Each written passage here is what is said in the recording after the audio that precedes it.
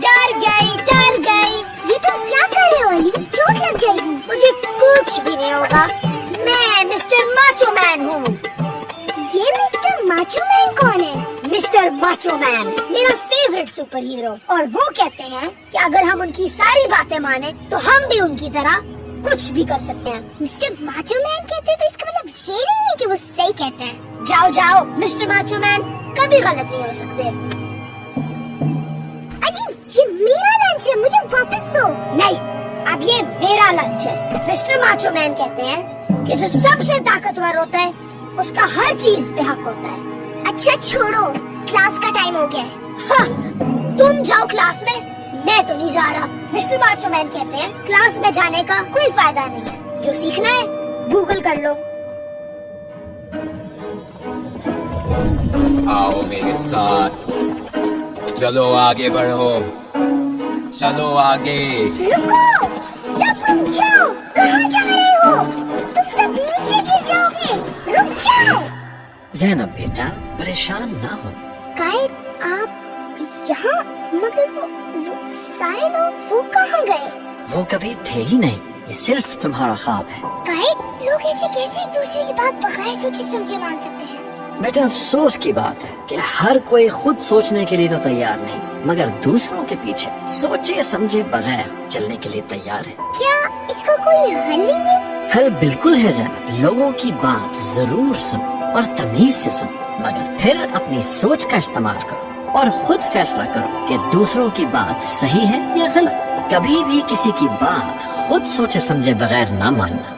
बच्चों, mister macho man आ गया है, और अब मिस्टर माचो मैन तुम सब के लिए स्टंट करके दिखाएगा। अली, तुम क्या कर रहे हो? मैं मिस्टर माचो मैन की तरह इस बाइक से हवा में 360 मारूंगा। अली, तुम्हारा दिमाग तो ठीक है, तुम गिर जाओगे। ये सिर्फ तुम्हारी सोच है। मिस्टर माचो मैन कहते हैं कि अगर तुम उनकी बात सुनो तो तुम कुछ भी कर सकते हो, और अब मैं ये स्टंट करके दिखाऊंगा। अली नहीं, खुद सोचो, तुमने तो अभी बाइक चलानी सीखी है। तुम्हारा ख्याल है कि तुम इस तरह के स्टंट्स कर सकते हो? मगर मिस्टर माचो मैन ने तो कहा था। अली, सिर्फ अपनी सोच का इस्तेमाल करो, मिस्टर माचो मैन की सोच का नहीं। हाँ, तुम शायद सही कह रही हो। वाओ, ये रैंप तो वाकई बहुत ऊंचा है। तनी मैं क्या सोच रहा था? तुम कुछ नहीं सोच रहे थे, यही तो मसला था। एक था नेक बादशाह जो अपने लोगों का बहुत ख्याल रखता था। उसकी बादशाहत से सब खुश थे और सब उसे बहुत प्यार करते थे। मगर एक दिन वो अचानक बीमार हो गया और फिर वो अल्लाह को प्यारा हो गया और उसका बेटा बादशाह बन गया। अब मैं बादशाह हूँ और अब मैं अपनी मर्जी करूँगा। बादशाह अली, लोग आपके पहले हुक्म का इंतजार कर रहे हैं। हाँ, मेरा पहला हुक्म, आज से मेरी सल्तनत में 3 डे दरख्त नहीं उगेंगे। जी? जैसे आपका हुक्म बादशाह अली। और मेरा दूसरा हुक्म, अब से सल्तनत के आधे खिलौने मेरे होंगे। उफ, तुम्हारा दिमाग खराब हो गया। मेरा मतलब बादशाह अली, आपको लोगों की भलाई के लिए फैसला करना चाहिए, अपनी मर्जी के लिए नहीं। ना, सर पे ताज नहीं तो लोगों पे राज नहीं। इसका मतलब ये नहीं कि खामोश! मेरे हुक्म के खिलाफ आवाज उठाने की जुर्रत कैसे हुई? इसे कैद कर दो। ज़ैनब, कायदे आज़म, यानी ये सब एक ख्वाब है? कायद, मैं बादशाह अली को कैसे समझाऊं कि उसके फैसले सही नहीं है और उनसे लोगों को नुकसान होगा? ज़ैनब, बादशाही निजाम का यही तो मसला है। अगर बादशाह अच्छा हो तो निजाम सही चलता है, लेकिन अगर बादशाह ठीक ना हो तो आवाम की कोई आवाज नहीं होती। बादशाह हमेशा अपनी मर्जी करता है। तो ऐसा कोई तरीका नहीं कि बादशाह हमेशा लोगों की आवाज सुने?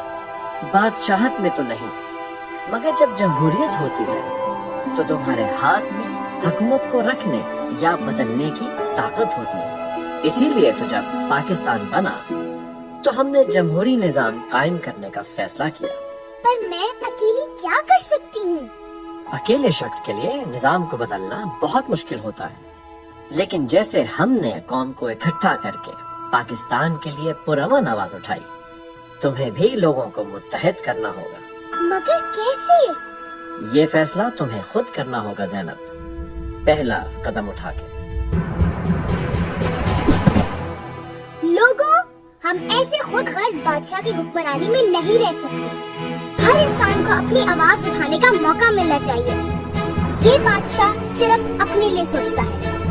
हम जमहूरी निजाम अपनाएंगे, जहाँ हम अपने लीडर खुद चुनेंगे, जहाँ हमारी आवाज सुनी जाएगी। तुम क्या समझती हो, ये लोग अपने लिए खुद सोच सकते हैं?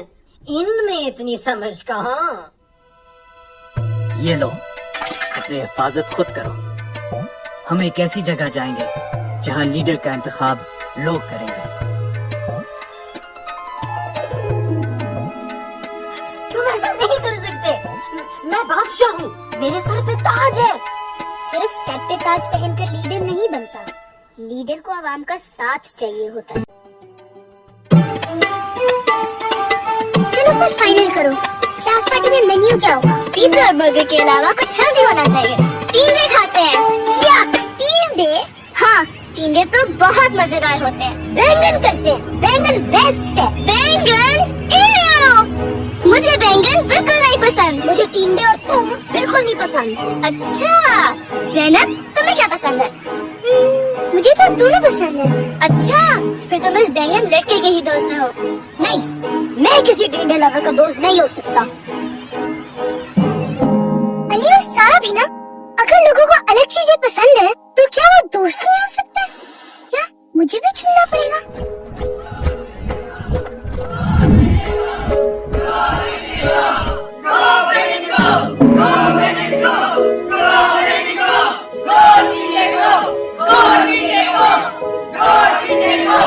देखो ये कैसे एक दूसरे से लड़ रहे हैं, इतनी छोटी बात और इतनी नफरतें फैला रहे हैं। कायदे आज़म, ज़ैनब, आजकल हम लोग छोटी सी बात को बहुत बड़ी चीज बना देते हैं।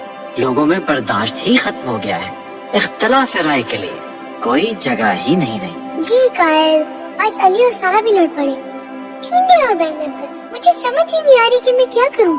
अफसोस की बात है कि कोई किसी और की राय सुनने के लिए तैयार ही नहीं। किसी दिन टींडे बैंगन पर लड़ाई है, तो किसी दिन अपने सियासी नजरिए पर, और किसी दिन अपने अकीदे पर दूसरों को मारने के लिए तैयार है। अगर इसी तरह हर कोई समझे कि सिर्फ वही सही है, तो आहिस्ता आहिस्ता पाकिस्तान में सब एक दूसरे से अलग होते जाएंगे और आखिर में हम सब अकेले रह जाएंगे। ज़ैनब, पाकिस्तान बनाते वक्त मुझे एक उम्मीद ये भी थी कि एक ऐसा मुल्क हो जहाँ हम सब पूरे इत्मीनान से अपनी राय का इजहार कर सकें, चाहे हमें टींडे पसंद हो या बैंगन। फिर अब हम क्या करें? ज़ैनब, तुम अमन का दिया बन सकती हो, मगर कैसे? पहला कदम उठा के ये फैसला तुम्हें खुद करना होगा।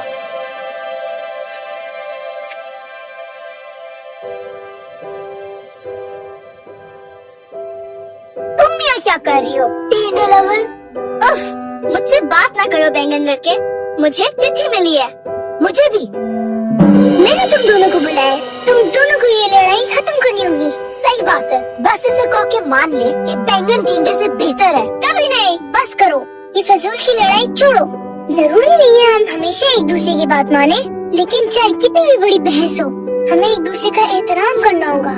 अगर तुम्हें टींडे नहीं पसंद, इसका ये मतलब नहीं है कि तुम सारा से दोस्ती ना करो, और अगर तुम्हें बैंगन नहीं पसंद, इसका ये मतलब नहीं है कि अली बुरा है। चाहे हमारे जितने भी मसले हो, हमें वो मसले तमीज के साथ हल करने होंगे। कायद एक ऐसा पाकिस्तान चाहते थे जहाँ सब अमन में रह सकते थे। सारा, आई एम सॉरी, मैंने तुम्हारे से बदतमीजी की है। अली, मैं भी, मुझे ऐसे बातें नहीं करनी चाहिए थी। चलो गुड, लेकिन ऐसे थोड़ी सॉरी होगी।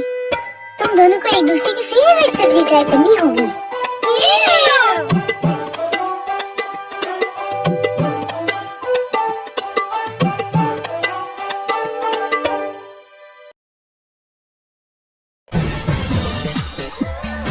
सॉन्ग आइडल में खुश आमदीद। अब स्टेज پھر آ کے پرفارم کریں گی عالیہ.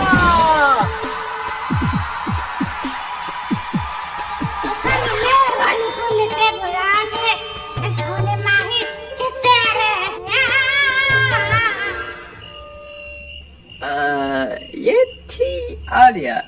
اگر آپ کی پسند کی کینڈیڈیٹ ہے تو انہیں ضرور SMS کے ذریعے ووٹ دیجیے گا. میں نے اسے ہی ووٹ دینا ہے. اتنی بی سری آواز کو ووٹ دو گی؟ لیکن دیکھو تو عالیہ اتنی اسٹائلش ہے. میں بھی اسی کو ووٹ دوں گا. میرے ماموں کی پھپھو کی بیٹی کی ہمسائے کی دودھ والے کی خالہ صاحب بہن ہے.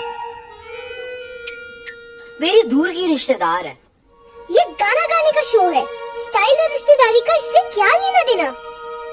علی، سارا، آپ دونوں کو لینے آ گئے.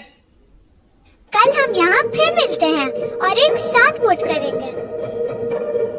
علی اور سارا کا حق ہے اپنی مرضی سے ووٹ دینے کا، لیکن مجھے ان کی سوچ سمجھ نہیں آئی.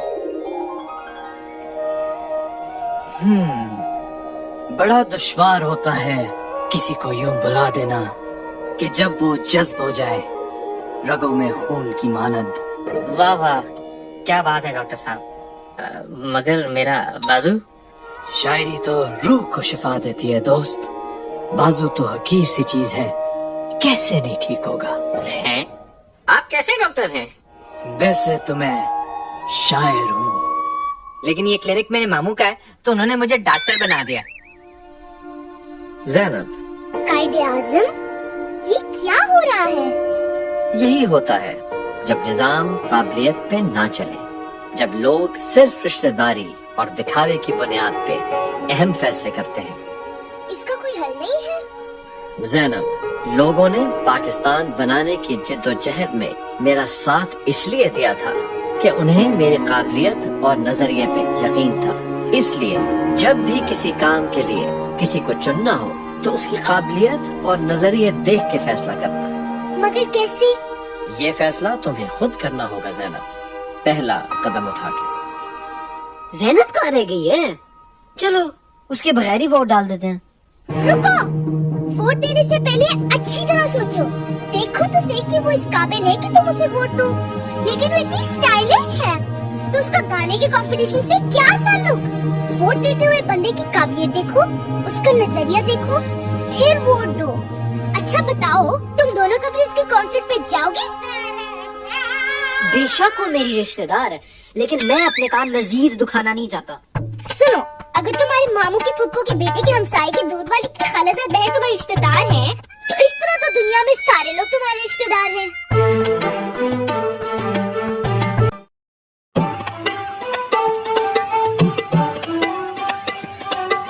علی، تمہارا ٹیسٹ کیسا گیا؟ بہت برا، میں تنگ آ گیا ہوں پڑھائی سے. اوہو، کوئی نہیں، کل پھر سے ٹیسٹ ہے، اس میں بہتر کر لینا. نہیں، میں کل اسکول نہیں آؤں گا. کیوں؟ طبیعت خراب ہے؟ نہیں، میں بس اسکول چھوڑ آؤں. کیا تم اسکول چھوڑ رہے ہو؟ مگر کیوں علی؟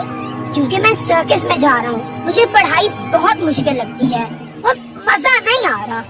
سرکس میں مجھے مزہ بھی آئے گا اور مجھے پیسے بھی ملیں گے. قائد نے کہا تمہیں دل لگا کر پڑھائی پر دھیان دینا چاہیے کیونکہ اچھی تعلیم حاصل کرنا تمہاری سب سے پہلی ذمہ داری ہے. قائد اعظم، وہ کہاں سے آ گئے؟ بس میں جا رہا ہوں اور میں نہیں واپس آؤں گا.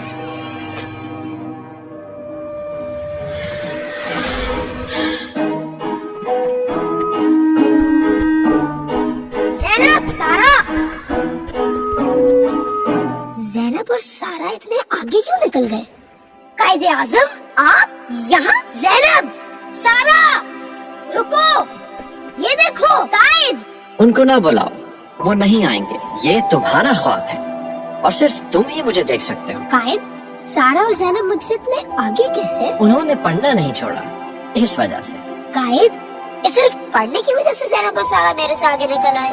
ہاں بیٹا، دنیا اس تیزی سے آگے بڑھ رہی ہے کہ اگر تم تعلیم یافتہ نہ ہو تو نہ صرف تم پیچھے رہ جاؤ گے بلکہ بالکل ختم ہو جاؤ گے. نہیں، تعلیم ہمارے ملک کے لیے زندگی اور موت کا سوال ہے، اور اگر سب پاکستانی پڑھائی چھوڑ دیں تو پاکستان کا کیا ہوگا؟ نہیں. علی، تم یہ سب ہونے سے روک سکتے ہو، مگر کیسے؟ پہلا قدم اٹھا کے. یہ فیصلہ تمہیں خود کرنا ہوگا علی. इतना मुंह क्यों लटका हुआ है ज़ैनब?